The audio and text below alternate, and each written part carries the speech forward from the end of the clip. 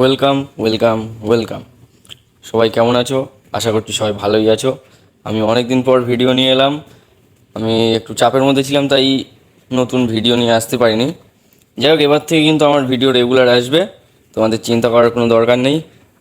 ইংলিশে তোমাদের 80% নাম্বার পাওয়ানোর দায়িত্ব আমার। তোমরা শুধু আমার ভিডিও ভালো করে ফলো করবে। আমি এবার থেকে রেগুলারই ভিডিও নিয়ে আসবো, চিন্তার কোনো কারণ নেই।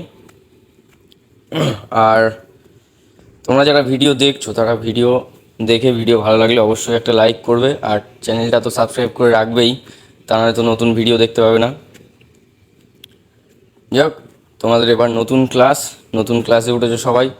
এতজন নিশ্চয়ই এই নতুন ক্লাস 10-এর অভিজ্ঞতা নিশ্চয়ই হয়েছে কিছুটা। যতই হোক, ইংলিশ বলো, অন্য সাবজেক্ট বলো, সব সাবজেক্টেই নিশ্চয়ই এক মাসে কিছুটা অভিজ্ঞতা হয়ে গেছে। সবাই বুঝতে পারছো যে সাবজেক্টগুলো কেমন, ক্লাস 10 আসলে কেমন। যাক, ঘাবড়ানোর কোনো দরকার নেই। সবই সহজ, শুধু ভালোভাবে ফলো করতে হবে সব কিছু। তোমরা আমাদের চ্যানেল ফলো করো, চ্যানেলে সব সাবজেক্টেরই দাদারা তোমাদেরকে হেল্প করবে। তো আমার আজকে টপিক ইংলিশ নিয়েই, আমি ইংলিশেই বলবো। চলো, আজকে হচ্ছে তোমাদের সিলেবাস নিয়ে প্রথমে একটু আলোচনা করি। দেখো, ইংলিশে বেশি বাদ বাদ দেওয়ার কিছু নেই। তোমাদের প্রথমে সবই পড়তে হবে। আমাদের এখন মেন টার্গেট কিন্তু মাধ্যমিক না, আমাদের এখন আপাতত মেন টার্গেট হচ্ছে তোমাদের ফার্স্ট সামেটিভ এক্সাম। তো ফার্স্ট সামেটিভে তোমাদের ফাদার সেলফ রয়েছে। ফাদার সেলফের পরে ফাদার সেলফ, ফেবেল রয়েছে। তারপরে এখানে পাসিং অ্যাওয়ে অফ বাপু। এই তিনটে সম্ভবত তোমাদের ফার্স্ট সামেটিভে থাকবে। এবার সেটা স্কুলের উপর ডিপেন্ড করে কোন স্কুল কোনটা দেবে, কিন্তু এই তিনটেই সাধারণত ফার্স্ট সামেটিভে থাকে। আর গ্রামার ভোকাবুলারি থেকে থাকে। তো আমরা আজকে আলোচনা করব ফাদার সেলফ নিয়ে, আর কে নারায়ণের ফাদার সেলফ। তো চলো, আজকে আমরা শুরু করি আমাদের আলোচনা। দেখো, এটা তোমাদের ফার্স্ট লেসন আর কে নারায়ণের তরফ থেকে, মানে আর কে নারায়ণ লিখেছেন এটা। আমাদের কবি পরিচিতি অতটা দরকার নেই। কবি পরিচিতি তোমাদের যদি স্কুল থেকে এমনি কবি পরিচিতি থেকে কোশ্চেন থাকে না, তো থাকলে সেটা স্কুল তোমাদের বলে দেবে। আমরা ডাইরেক্ট গল্প থেকেই শুরু করি, চলো। আচ্ছা, দাঁড়াও, আমি গল্প শুরু করার আগে গল্পটা একটু ছোট সংক্ষেপে তোমাদের বলে দিই, তাহলে গল্পটা বুঝতে সুবিধা হবে। দেখো, ফাদার সেলফে এটা কী হয়, একটা ছেলে আছে তোমাদের মতোই অলস ছেলে। সে একদম অলস, তার স্কুলে যেতে ভালো লাগে না। তো কী হয়েছে, সোমবার সকালে সে ঘুম থেকে উঠে তার মনে হচ্ছে যেন কালকেই শুক্রবার গেছে।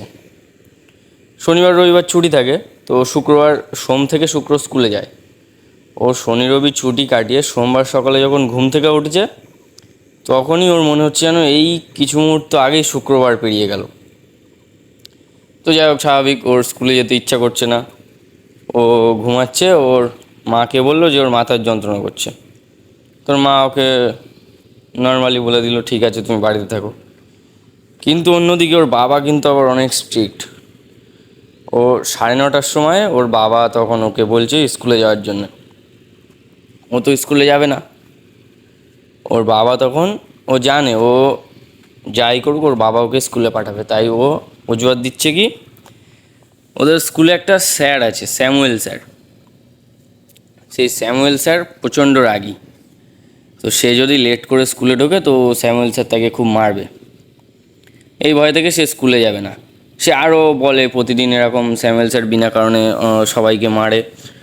তা তার বাবা কী করলো, তার বাবা এবারে একটা চিঠি লিখে দিল। সেই চিঠিটা হেড স্যারকে দেওয়ার জন্যে তার বাবা লিখে দিল যে ওই স্যামুয়েল স্যার এত রাগী স্যার, সে সবাইকে মারে। তার জন্যে, তার প্রতিবাদে তার বাবা হেড স্যারকে দেওয়ার জন্য চিঠি লিখে দিল। আর সে তার বাবার স্বামীকে বলেছিল যে সে যেন চিঠিটা খুলে না দেখে, গিয়ে যেন সোজা হেড স্যারকেই দেয়। তো স্যামুয়েল বাড়ি বকা টকা, এই স্যামুয়েল বলছি কেন, স্বামী বাড়ি বকা টকা খেয়ে স্কুলে গেল। সে ভাবলো স্কুলে গিয়ে স্যামুয়েল স্যার তাকে ঢুকতে দেবে না। কিন্তু স্যামুয়েল স্যার তো কিছুই করলো না তার সাথে। স্যামুয়েল স্যার নর্মালি তাকে তার সাথে ভালো ব্যবহার করে তাকে বসালো, সেই স্কুলে গেল। তারপর স্কুল ছুটির শেষে মানে স্কুল যখন ছুটি হলো, তখন সে হেড স্যারকে যখন চিঠিটা দেওয়ার জন্য গেল, তখন দেখলো হেড স্যার আসেনি স্কুলে।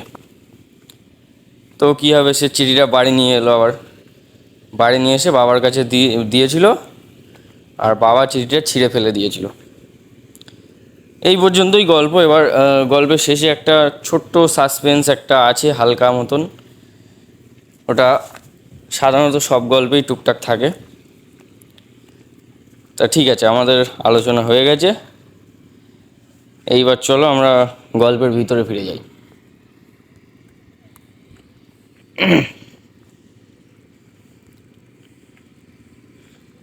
আজকে শুধু আমি ইউনিট 1টা নিয়ে আলোচনা করব, পরে আবার ইউনিট 2, 3 যেগুলো হয় আমি একটু বড় ভিডিও করার চেষ্টা করে এটা মোটামুটি 2 কি 3টে ভিডিওর মধ্যে আমি শেষ করে দেওয়ার চেষ্টা করব।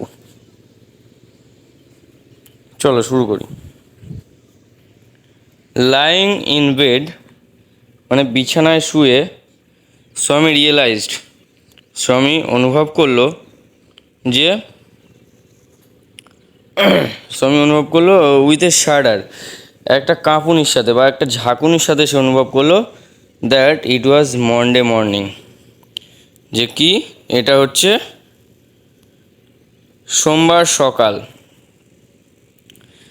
ইট লুকড দো অনলি এ মোমেন্ট এগো ইট ওয়াজ ফ্রাইডে, এটা সে মনে করছিল যে কিছু মুহূর্ত আগেই যেন শুক্রবার পেরিয়ে গেছে। অলরেডি মন্ডে ওয়াজ হেয়ার, ইতিমধ্যেই সোমবার চলে এসেছে। He hoped he did not have to go to school, সে স্কুলে না যাওয়ার একটা আশা রাখলো, মানে তার স্কুলে যেতে ইচ্ছা করছে না, সে স্কুলে না যাওয়ার মতো একটা আশা রাখছে। এখানে হোপ মানে ওই আশা করাই বলতে পারো। অ্যাট 9 o'clock, সকাল 9টার সময় Swami wailed I have a headache. Swami wailed মানে সে কী করলো, একটু বিলাপ করলো, মানে সকালবেলা ঘুম থেকে উঠে একটু আরাম মতন দিয়ে যেরকম সবাই করে, সে সেরকমভাবে বিলাপ করে বলল যে আই হ্যাভ এ হেডেক, আমার মাথার যন্ত্রণা করছে। মাদার জেনারিয়াসলি সাজেস্টেড দ্যাট, মা নম্রভাবে তাকে মা তাকে নর্মালি বলল দ্যাট স্বামী মাইট স্টে অ্যাট হোম, যে স্বামী তুমি তাহলে বাড়িতে থেকে যাও। অ্যাট 9:30, সকাল 9:30, when he ought to have been in the school prayer hall, মানে সকাল 9:30 যখন তার স্কুলে প্রেয়ার হলে থাকা উচিত, সেই সময় সে কী করছে, স্বামী was lying on the bench in mother's room, স্বামী তার মায়ের ঘরের বেঞ্চে শুয়ে আছে। ফাদার আস্কড হিম, এইবার তার বাবা এসেছে, বাবা তাকে জিজ্ঞেস করছে have you no school today, তোমার কি আজ স্কুল নেই? হেডেক, স্বামী রিপ্লাইড, মানে স্বামী কি রিপ্লাই করলো, সে রিপ্লাই দিল যে হেডেক মানে তার মাথার যন্ত্রণা করছে। আচ্ছা দাঁড়াও, একটুখানি দাঁড়াও। আচ্ছা এইগুলো তোমাদের লাগবে না।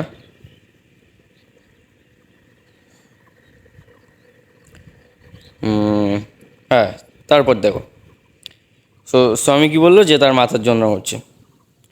তারপর তার বাবা কি বলছে দেখো, nonsense, dressed up and go. তার বাবা তাকে ননসেন্স বলছে, ননসেন্স মানে বোকা। তার বাবা বলছে ড্রেস পরে নাও এবং স্কুলে চলে যাও। স্বামী আবার বলছে হেডেক, মাথার যন্ত্রণা।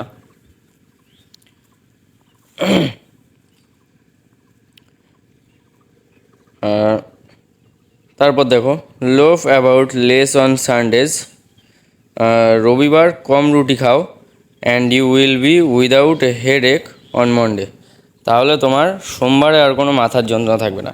এটা তার বাবা বলছে। তার বাবা তাকে একটু উপহাস্য করে এই কথাটা বলছে।